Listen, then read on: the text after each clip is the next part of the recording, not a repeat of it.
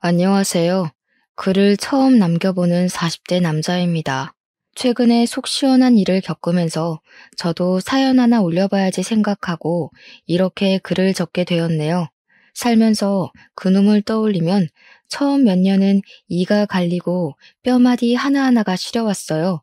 언젠가는 내가 그놈에게 살 떨리는 원수를 갚아줄 날이 있지 않을까 하고 말이죠. 그리고 드디어 1년 전에 그 원수를 갚게 되었습니다. 그 원수 같은 놈을 처음 만난 건 제가 고등학교 2학년 때였습니다. 벌써 20년도 훌쩍 넘은 일이지만 그때 일만큼은 억울하고 서러워서인지 기억이 생생하게 나네요. 저는 부모님이 8살 되던 해 이혼을 하시고 할머니 댁에서 살고 있었습니다.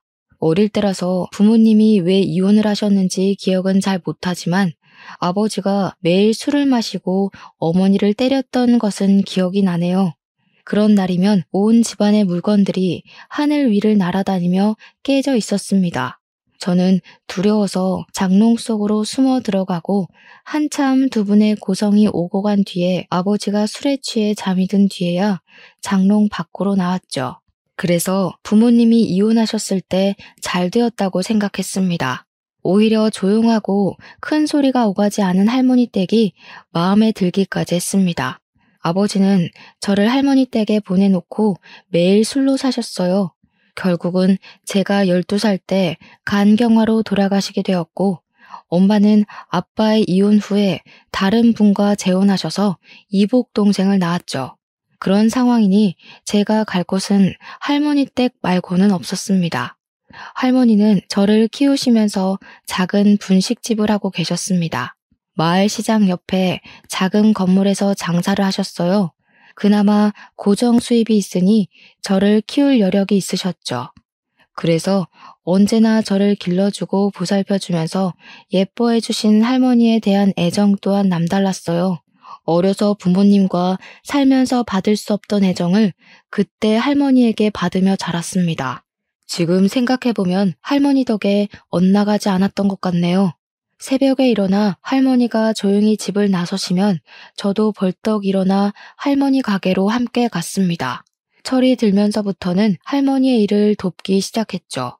할머니는 어린 네가 할 일이 아니라며 한사코 말리셨습니다. 저는 그렇게 할머니를 돕는 게 너무 즐겁고 또 행복했었어요. 일을 도와드리고 후딱 씻고 학교로 달려가고는 했죠. 그럴 때면 할머니께서는 제게 말하셨습니다.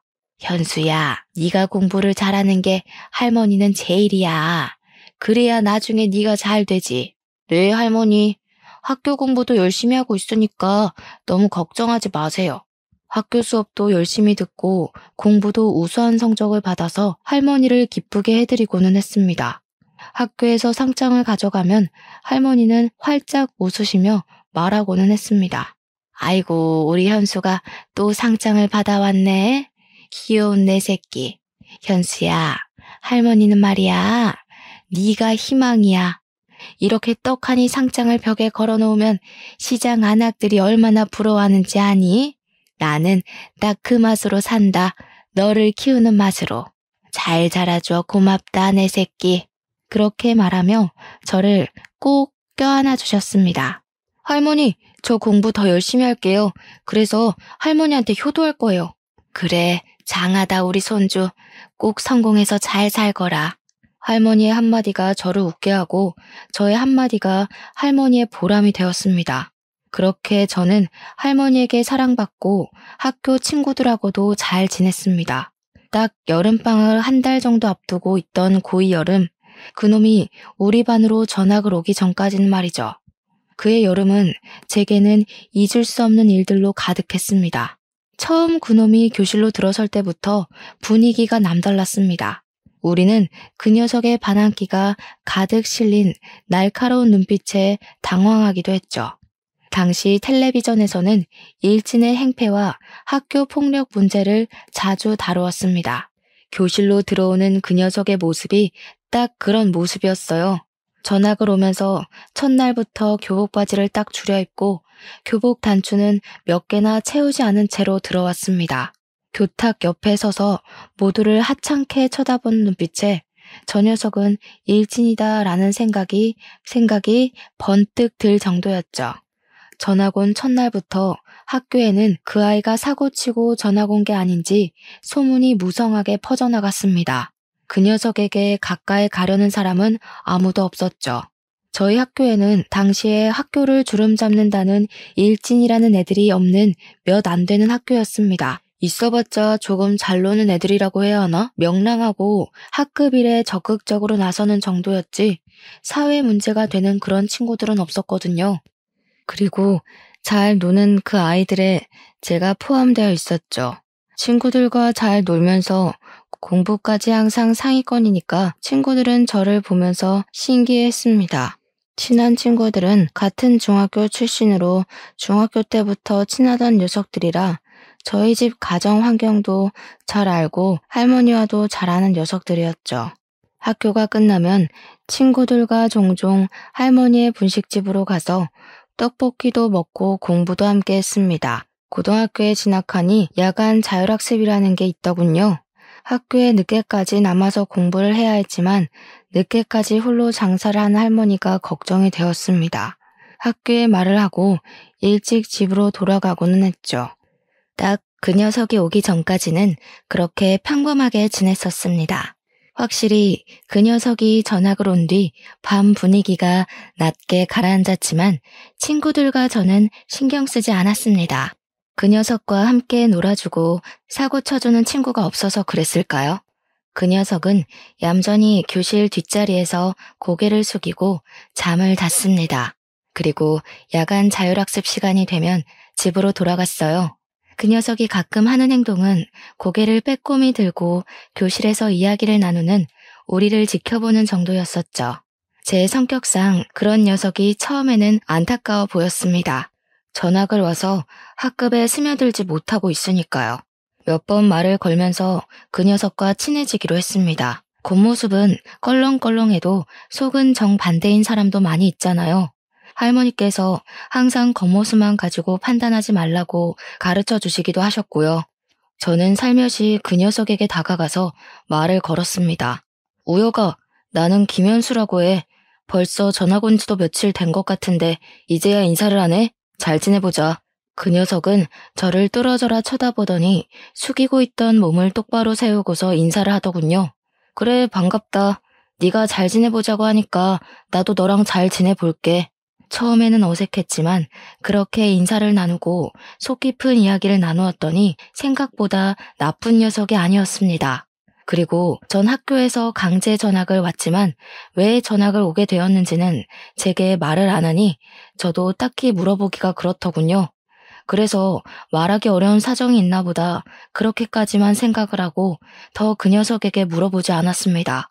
나쁜 녀석이 아닌 걸 알았으니 저는 저와 친한 친구들을 소개해주면서 다 같이 친하게 지내보자고 말을 걸었습니다. 그리고 그 녀석과 제 친구들과 함께 뭉쳐 놀게 되었습니다. 친구들은 처음부터 그 녀석을 신뢰하지 않았습니다. 왠지 꺼려진다고 말입니다. 저는 그래도 잘 지내보자 말하며 친구들을 다독였어요. 그렇게 그럭저럭 우리는 사이좋게 지내다가 여름방학을 앞두게 되었습니다.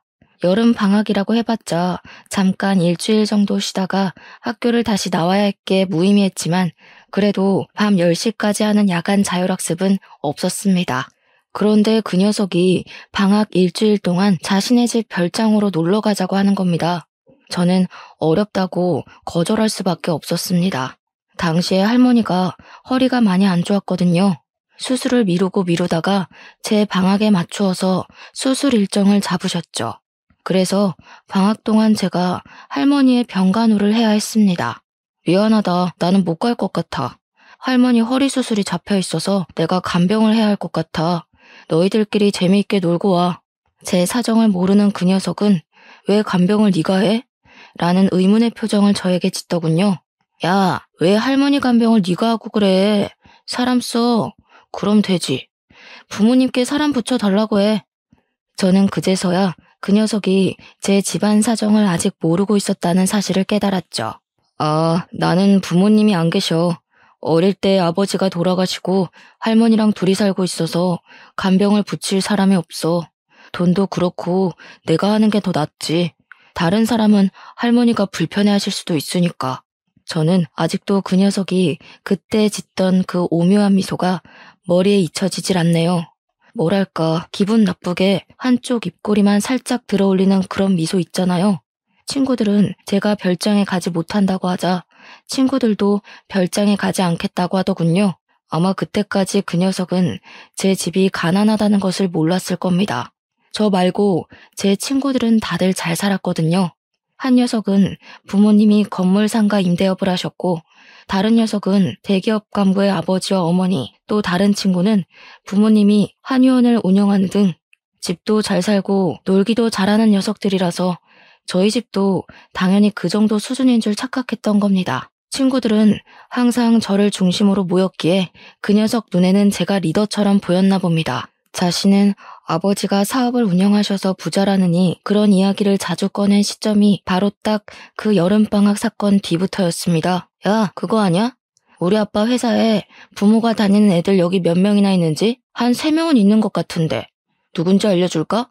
그 녀석은 꼭 그런 이야기를 할 때면 그 기분 나쁘게 한쪽 입꼬리를 올리기 시작했습니다. 저는 그 기분 나쁜 미소가 보기 거슬렸지만 굳이 그 녀석에게 말을 하지는 않았습니다.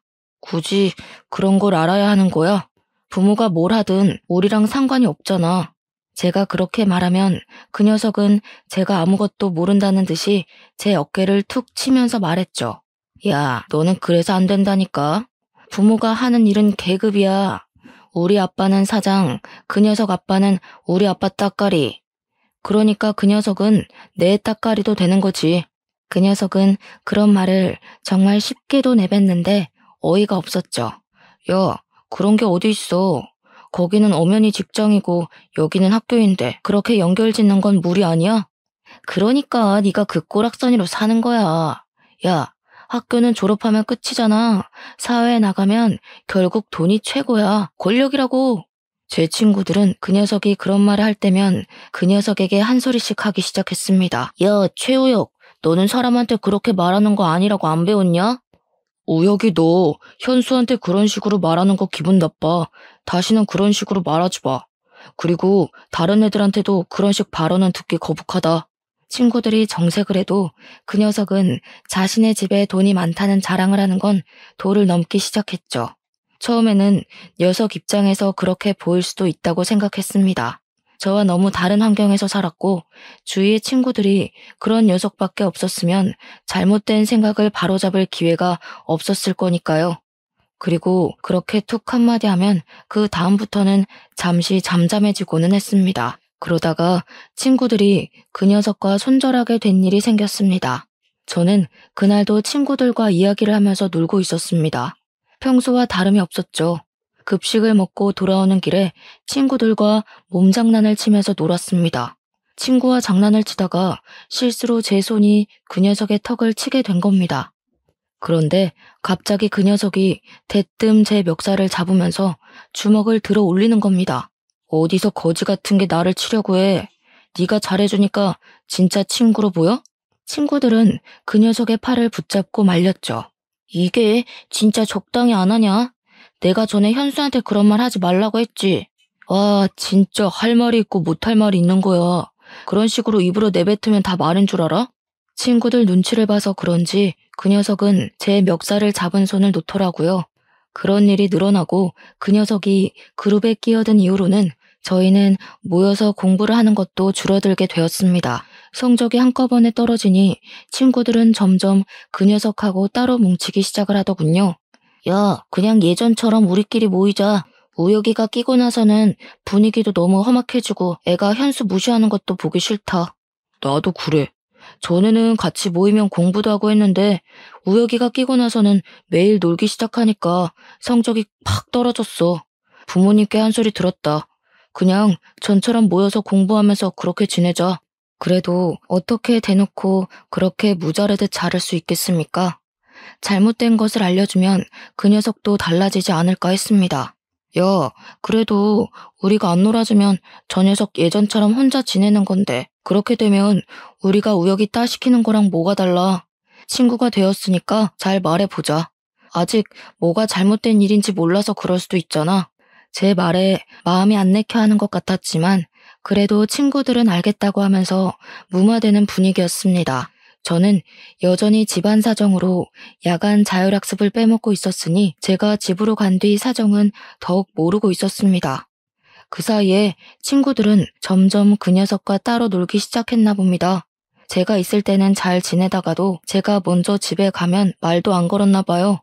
그 녀석은 자신이 따돌림을 당한다고 생각하고 약이 바짝 오르기 시작했죠. 그리고 그 화살은 가장 만만한 저에게 돌아왔습니다. 재미있는 이야기를 하다가도 저에게 괜히 시비 거는 말을 하면서 사람을 비꼬는 겁니다. 이번 주말에 시간이 날 것 같은데 오랜만에 뭉쳐서 영화나 보러 갈래? 재미있는 거 개봉했나? 야, 집이 가난해도 영화는 볼 돈은 있냐? 그것도 모아서 밥 사 먹을 돈이라도 만들어야 하는 거 아니야? 에이, 없이 살아도 그 정도는 아니야. 너처럼 넉넉하지 않다는 거지. 문화생활을 즐기지 못할 정도로 가난하지는 않아. 또 부모님 없다며 할머니 혼자서 벌어서 너 먹여 살리는데 영화 안 보고 돈 모아야지. 그래야 효도하지. 저는 그 말에 어이가 없었습니다. 이 녀석은 모든 세상을 비틀어서 보는 것인지 도무지 이해가 되지 않는 겁니다. 우여가 걱정은 고마운데 그런 말이 남한테 상처가 될 수 있다고 생각 안 하냐? 나 지금 네 말 되게 기분 나빠.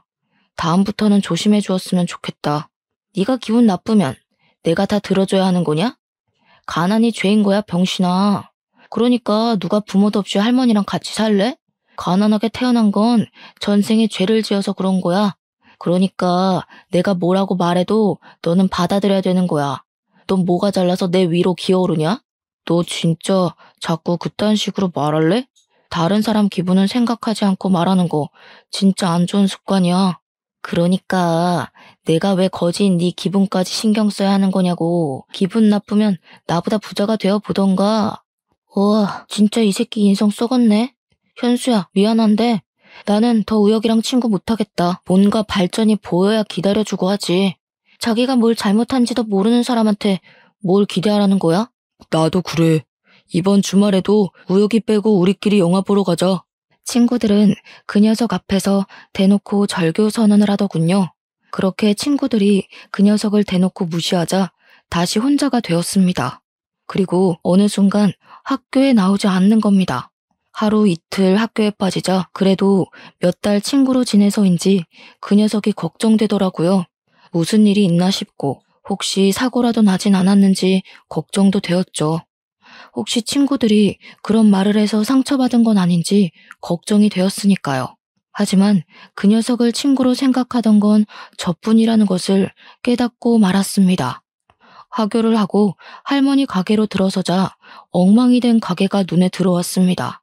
꼭 술 먹던 아저씨들이 서로 싸우다가 엉망이 된 것처럼 여기저기 떡볶이 국물이 튀어 있었고 할머니는 떡볶이 국물이 튄 바닥을 닦고 계셨죠. 저는 서둘러 가방을 내려놓고 바닥에 굴러다닌 식기들을 주워들며 할머니께 물어보았습니다. 할머니, 여기서 싸움이라도 일어났어요? 이게 어떻게 된 일이에요? 왜 이렇게 엉망이 된 거예요? 할머니는 저를 보면서 깊이 숨을 내쉬면서 제 손을 꽉 잡으셨습니다. 현수야, 너 불량한 애들이랑 어울리고 그러니? 아까 너의 친구라고 하는 애가 와서 떡볶이가 맛이 없다느니 왜 이렇게 지저분하냐느니 그러면서 이렇게 난장판을 치고 갔다. 혹시 걔랑도 친구야? 이 할미는 처음 보던 친구던데 절대 불량한 친구들이랑 어울리면 안 된다. 못된 놈이 친구들을 서너 명 데리고 와서는 이렇게 난장을 치는데 지갑에서 10,000원짜리 몇 장을 두고는 이거면 됐죠 하면서 가는 게 아니니? 얼마 전부터 네가 말한 친구가 걔인 것 같은데 애가 영 쓸모가 없겠더라. 네 친구라는데 바로 신고하기도 그렇고 너한테 일단 물어보려고 기다렸다. 할머니의 말을 듣고 저는 주먹을 꽉 쥐었습니다. 할머니가 말한 녀석이 누군지 짐작이 가기 시작했으니까요. 학교를 빠지고서 한 일이 이런 일이라니. 이제 그 녀석이 친구로도 인간으로도 안 보였습니다. 할머니, 제가 잘 말할게요. 일어나세요. 허리 아프세요. 제가 치우겠습니다. 네가 어떻게 다 치운다고 그러는 거니? 너는 손대지 말고 가서 공부해. 이런 건 내가 해도 충분해. 저는 억지로 할머니를 일으키고 가게를 정리하기 시작했습니다. 그리고 내일 학교에 가면 그 녀석의 집 주소를 알아보고 찾아가 봐야겠다고 생각했죠. 이렇게 가만히 있자니 분해서 피가 끓어오르는 겁니다. 저에게 그러는 것은 용서해도 할머니를 건드리는 것은 절대 용서 못할 일이었습니다. 다음날 학교에 가니 그럴 필요 없이 그 녀석이 학교에 나와 있더라고요. 저는 그 녀석을 보자마자 바로 날려가 날라차기로 녀석의 얼굴을 날려버렸습니다. 갑작스럽게 저에게 맞은 녀석은 두 눈을 동그랗게 뜨고 저를 바라보았습니다. 야, 네가 우리 할머니 분식집 엉망으로 만들었냐? 불만 있으면 나한테 해야지 왜 엄한 사람한테 화풀이라는 거야? 녀석은 비틀거리면서 일어나서 저에게 달려드는 겁니다. 저는 다시 주먹으로 그 녀석의 얼굴을 때렸습니다. 아씨, 너 싸움 배웠냐? 좀 치네. 싸움? 그건 너 같은 양아치 같은 새끼나 하는 거고 나는 스포츠를 배웠다. 너는 좀 예의범절 좀 배워와라. 시비 좀 그만 걸고. 녀석은 달려들어 저를 엎어뜨렸지만 저는 다시 그 녀석의 위로 올라타서 그 녀석을 때렸죠. 녀석의 입에서 피가 나오더니 앞니가 부러졌는지 흰 옥수수 알맹이 같은 걸 뱉어내더군요. 야, 너희들 지금 학교에서 뭐 하는 거야? 이것들이 겁도 없이 싸움해? 저희는 교무실로 끌려가야 했고 곧 할머니와 녀석의 어머니가 학교로 소환되어 와야 했습니다. 교무실은 녀석 어머니의 비명으로 가득 차게 되었습니다. 이게 뭡니까? 지금 내 아들 얼굴을 누가 이렇게 만들어 놓은 거냐고요? 어떻게 사람 얼굴을 그리고 앞니가 2개나 빠지는 게 말이나 됩니까? 애가 학교에서 하라는 공부는 안 하고 사람만 패고 있고 우리 아들 이런 짓 당하게 하려고 이 학교 보낸 거 아니라고요? 아이고, 정말 죄송합니다. 제가 다 잘못 가르쳐서 일어난 일이니 한 번만 봐주십시오. 할머니가 그 녀석의 어머니께 싹싹 비는데 마음이 너무 아팠습니다. 조금만 더 참을 걸 참았으면 할머니가 비는 일은 없었을 텐데 죄책감이 밀려왔어요. 그런데 제 옆에 있던 그 녀석이 희죽거리며 저를 쳐다보더라고요. 그 순간 조금 더 패줄 걸 하는 아쉬움도 들었습니다. 결국은 학폭위가 열리게 되었습니다. 그런데 그때의 분위기를 아시는 분도 있겠지만 부모도 없고 가난한 저에게 유리하게 돌아갈 리가 없었어요. 평소에 저를 예쁘게 보던 담임이나 교감 선생님도 저의 잘못으로 몰고 갔습니다. 그리고 그 녀석의 어머님과 바쁘게 주고받는 눈빛을 보아하니 촌지를 받은 게 분명해 보이더군요. 이건 명백한 현수의 잘못입니다. 어디서 신성한 학교에서 싸움을 벌입니까? 저는 항상 아이들에게 이곳은 학문을 성취하는 곳이라고 가르쳐 왔습니다. 이렇게 문제를 일으키는 학생을 계속 제 반에 그리고 학교에 두면 안 된다고 생각합니다. 그럼요, 김 선생. 참 옳은 말 잘하셨습니다. 한번 사고치고 문제를 일으키는 애들은 또 그럽니다. 어릴 때 싹을 잘라버려야죠. 저는 돈에 못 이겨 교육자가 지녀야 할 자존심을 버린 두 분을 보고 더는 이 학교에 다니기가 싫었습니다. 아이고, 선생님, 아직 어린애들이 뭘 알겠습니까? 아직 치기 어린 혈기에 사고친 걸 너그럽게 용서해 주시면 안 되겠습니까? 제가 이렇게 빌겠습니다. 할머니는 자리에서 일어나서 선생님과 그 녀석의 어머니 앞에서 무릎을 꿇고 빌었습니다. 저는 그 모습에 눈이 돌아버리고 말았어요. 할머니, 저 사람들한테 왜 빌어요? 그럴 가치도 없는 사람들인데. 당장 일어나요. 저는 소리를 꽥 지르고 할머니를 붙잡아 일으켜 세웠습니다. 저는 학생으로서 두 분을 정말 존경했습니다. 하지만 지금 그 존경심이 땅으로 떨어졌네요. 돈이 뭐라고. 한 번도 제가 왜 저 녀석을 때리게 되었는지 물어보셨나요? 물론 제가 친구를 그것도 학교에서 때린 건 100번 양보해서 잘못했다고 생각합니다. 하지만 지금 제게 보여주신 모습을 보니 제가 스승님을 잘못 골랐네요. 자퇴하겠습니다. 이런 사람들한테서 배울 게 없다고 생각해서요. 퇴학을 당한 게 아니라 저는 스스로 자퇴한 겁니다. 그렇게 말하고 저는 할머니의 손을 꽉 잡았고 학교를 나왔습니다. 할머니는 집으로 돌아가는 내내 눈물을 흘리셨어요. 가서 빌어라, 현수야. 이렇게 학교를 그만두면 어쩌자는 거니? 네 미래는 생각 안 할 거야? 앞으로 어떻게 하려고 그러는 거야? 할머니는 제가 저렇게 양심 없는 사람들 밑에서 공부를 배울 수 있을 거라고 생각하세요? 걱정 마세요. 검정고시 볼 거예요. 아이고, 그래도 이렇게 가는 건 아니다. 사람은 사람 속에 살아야지. 학생은 학생에게 맞는 곳이 있는 법이야. 저도 사람 속에 살려고 하는 겁니다. 사람다운 사람들 속에서 살고 싶어요. 저는 그날 이후로 할머니의 가게를 도와드리면서 틈틈이 검정고시 시험을 준비하게 되었죠.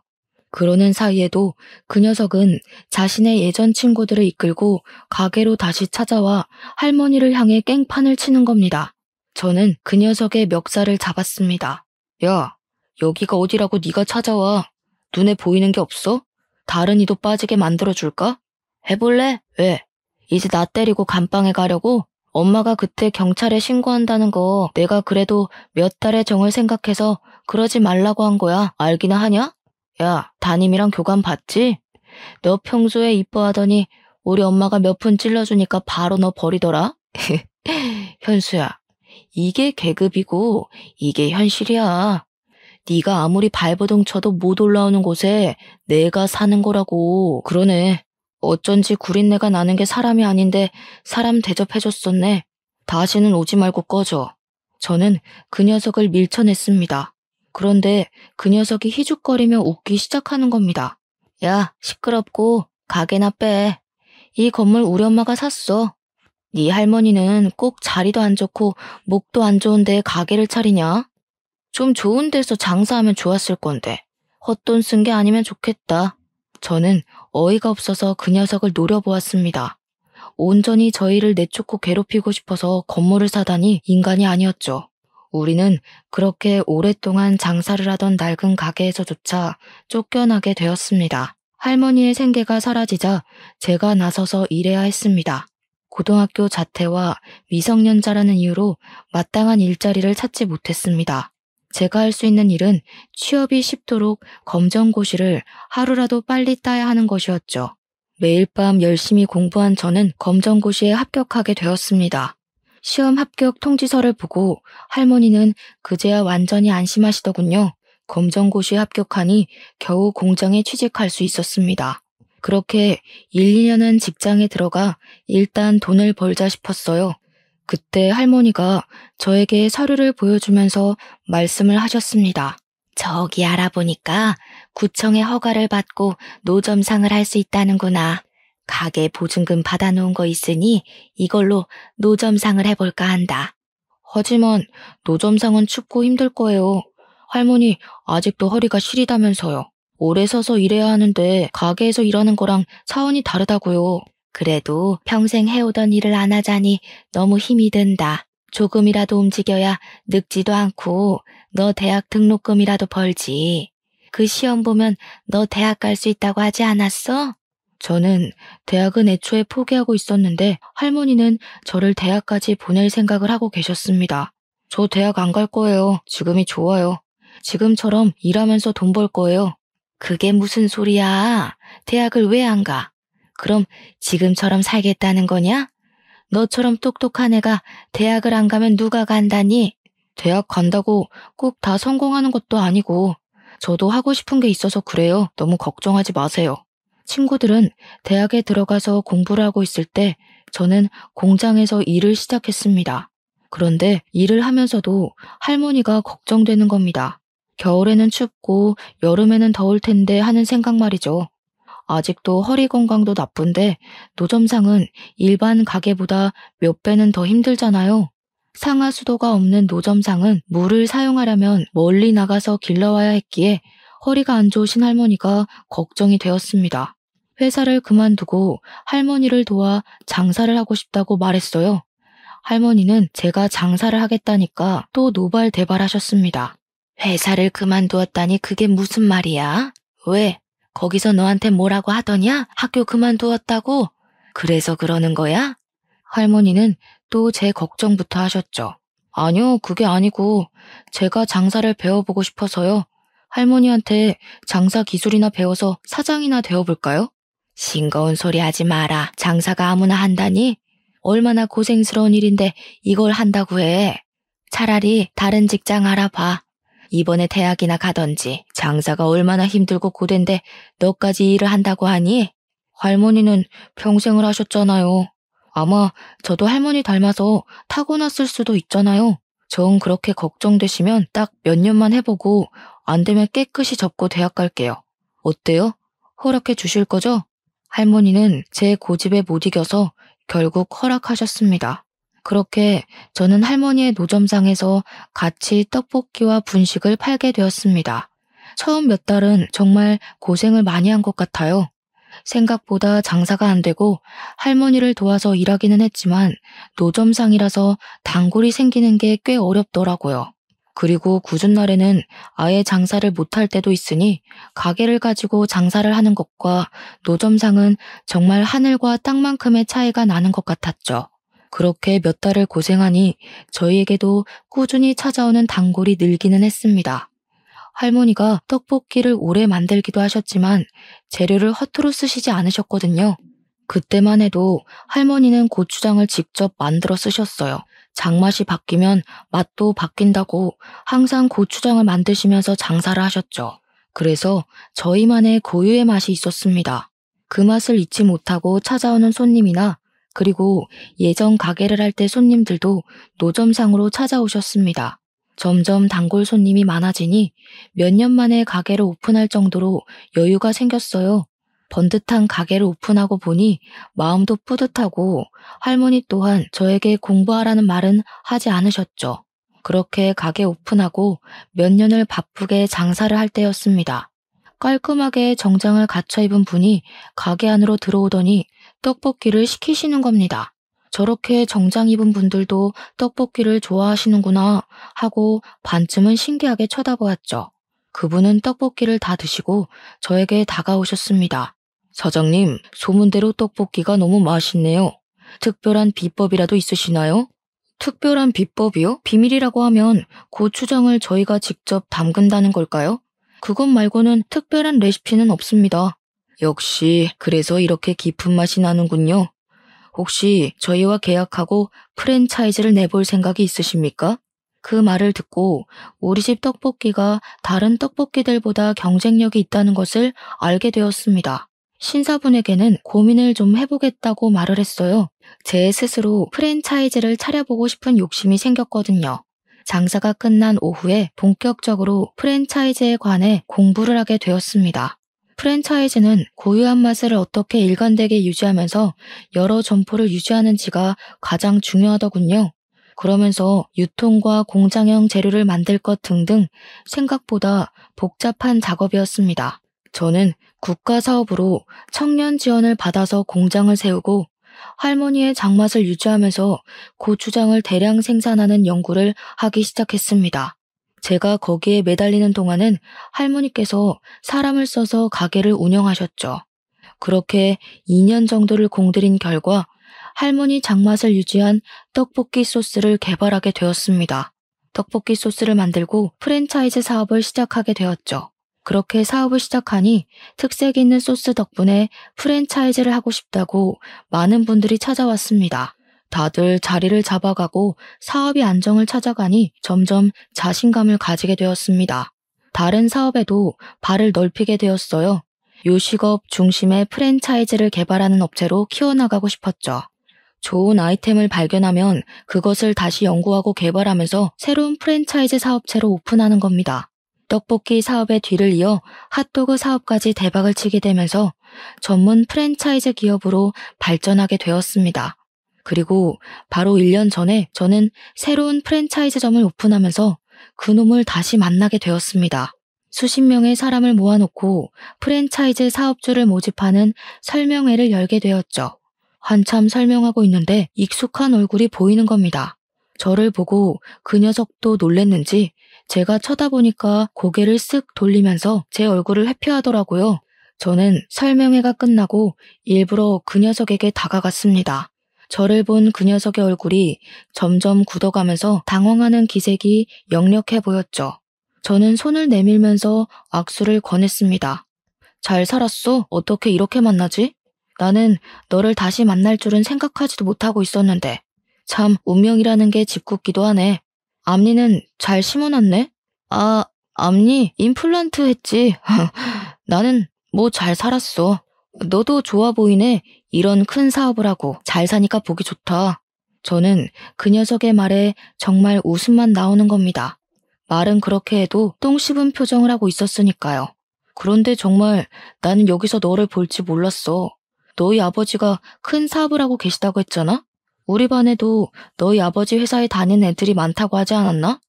그런 큰 기업을 물려받을 줄 알았는데 보통 우리 사업 파트너분들은 너희 아버지 같은 큰 회사에 다니다가 퇴직금으로 남은 여생을 보내려고 찾아오는 분들이 많아. 아니면 젊어서 요식업 사업에 큰 꿈을 가지고 있는 분들도 있고. 그런데 너는 둘 다 아닐 것 같은데? 저는 그 녀석의 사정을 한눈에 알아보았지만 일부러 말끝을 흐렸습니다. 사람 일이 그렇게 쉽게 풀리면 좋지. 고등학교 졸업하고 아버지가 밀려 들어오는 어음을 갚지 못하고 회사가 부도가 나버렸어. 그래서 집안이 빚더미 안게 되고 대학도 졸업 못하고 나도 바로 일을 시작했어. 그리고 내가 얼마나 어리석었는지 알게 되었어. 그동안 너무 미안해.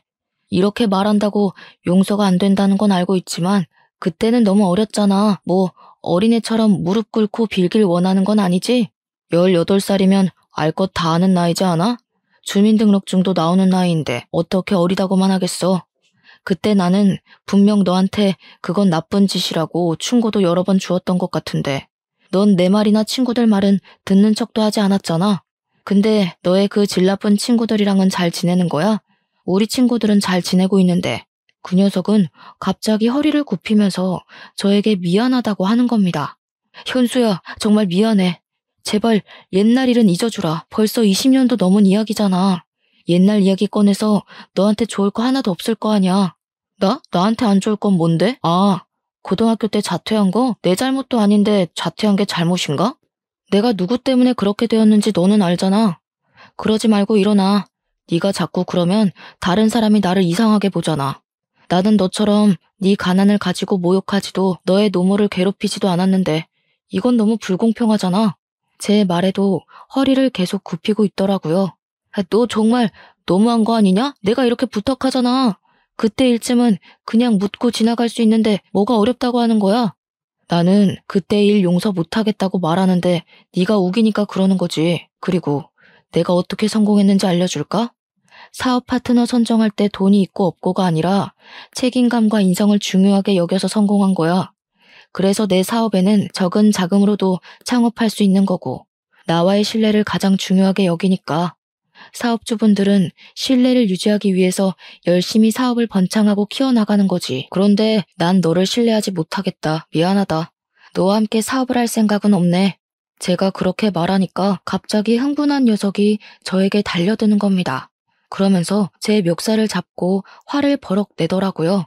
원래는 아무것도 가진 게 없던 놈이 양복 입고 몇 번 운 좋게 성공하니까 눈에 보이는 게 없지? 응. 그런다고 네가 다 가진 것 같아? 세상 다 산 것 같아? 부모도 없고 엄마가 버리고 간 놈이 뭐가 잘났다고 내 앞에서 그딴 식으로 말하는 거야? 그러니까 말이야. 아무것도 없던 네가 왜 나한테 이러는지 모르겠어. 넌 네 손에 쥔 것들이 다 네 것이라고 착각했나 보네. 넌 처음부터 아무것도 한 게 없는데 말이야. 다 너희 아버지가 이룬 거 아니야? 그런데 왜 이렇게 당당하게 구는 거야? 결국 하나도 없이 다 이뤘잖아. 그래서 고소하냐? 내가 네 앞에서 빌빌 키니까 아주 기분이 좋아? 미안한데 나를 너와 같은 취급은 하지 말아주었으면 좋겠다. 기분이 좋은 게 아니라 반가운 거지. 네가 망하고 내게 와서. 오늘은 예정을 생각해서 그냥 넘어가 줄게. 보안팀, 여기 내 친구분 좀 밖으로 모셔다 드려. 녀석은 나가면서까지 화를 버럭 내며 보안팀의 화풀이를 하고는 자기 발로 나가버렸습니다. 그 뒤로 아는 사업체 사장들과 이야기를 나누게 되었습니다. 이미 저와 악연이 입을 타고 이곳저곳 흘러들어갔는지 여러 곳을 기웃대었지만 그 녀석의 인성을 아는 타 프랜차이즈 업체들은 다 거절을 했다고 하네요. 자업자득이었겠죠. 그리고 들리는 말에는 홀로 가게를 오픈하게 되었지만 사업 기술도 장사 머리도 없었던 녀석은 1년도 안 되어 폐업을 신청했다고 합니다. 이 세상은 공짜라는 게 없는 세상인데 말이죠. 그 녀석의 아버지 사업이 망하지 않고 예정대로 사업을 물려받았다고 해도 그 사업이 예전처럼 잘 되었을까요? 저는 아니라고 생각합니다. 결국 이 세계도 피비린내 나는 전쟁터이고 언제나 새로운 걸 받아들이고 노력하지 않으면 도태되어 버리는 곳이니까요. 사람의 인생이라는 게 살면 살수록 모를 일인 것 같아요. 바쁘게 사느라 그 녀석의 존재조차도 거의 잊고 지냈는데 우연한 계기로 복수까지 하게 될지 꿈에도 몰랐으니까요. 그 녀석의 실패는 아버지의 능력이 자신의 능력인 듯 달고 있는 날개가 쉽게 녹아내리는 밀랍이라는 것이겠죠. 밀랍 날개를 달고 신인 것처럼 하늘 높이 날아오르려고 했던 이카로스는 결국 밀랍 날개로 나락으로 떨어졌으니까요. 저는 지금의 그 녀석을 보면 딱 이카로스의 날개가 떠오릅니다. 스스로 날개를 더 단단하고 훌륭한 것으로 만들려고 노력하고 달았다면 그 녀석이 지금처럼 바닥까지 떨어져 내리지 않았을 거라고 생각을 하거든요. 충분히 단단한 날개로 만들 수 있는 남보다 더 좋은 환경이 있었으니까요. 저의 사연은 여기까지입니다. 제가 사연을 쓴 것은 그 녀석보다 제가 잘났다고 쓴 글은 아니었습니다. 저도 그와 똑같은 인간이었고 미숙한 건 매한가지라고 생각을 하니까요. 하지만 자신의 능력을 스스로 들여다보지 않고 상대방을 깔보고 무시하면 안 된다고 생각을 하며 살아왔습니다. 그리고 저는 나의 그 생각이 옳다는 것을 다시금 깨닫게 되었습니다. 누군가 저 자신을 무시하고 깔아뭉개도 본인 스스로의 능력을 믿고 일어선다면 누구에게도 지지 않을 거라고 생각합니다. 다시 더 단단하고 멀리 날 수 있는 날개를 달아서 하늘 높이 날아오를 테니까요.